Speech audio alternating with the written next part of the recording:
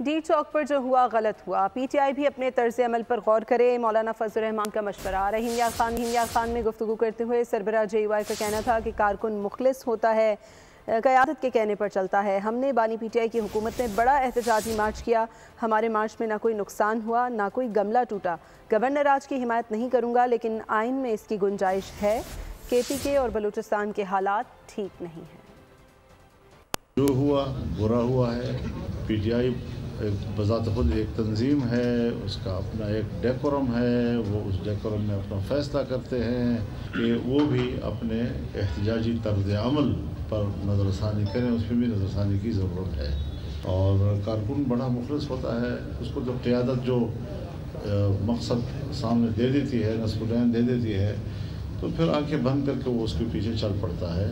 ہم نے تقریباً خود عمران خان کی حکومت میں پورے ملک کے اندر کوئی 14 ملین مارچ کیا، نہ کوئی شیشہ ٹوٹا، نہ کوئی دکان جلی، نہ اس میں کوئی پتہ گرا، نہ کوئی۔ گورنر راج جمہوریت کے روح کے منافی ہے۔ گورنر راج کی حمایت تو نہیں کی جا سکتی، ہاں آئین گنجائش دیتا ہے۔ میں گورنر راج کی حمایت تو نہیں کروں گا کہ بلوچستان میں اور کے پی میں کوئی حکومت نہیں، امن و امان تباہ و برباد ہو چکا ہے۔ سبسکرائب کریں اور بیل دبائیں تاکہ کوئی خبر رہ نہ جائے۔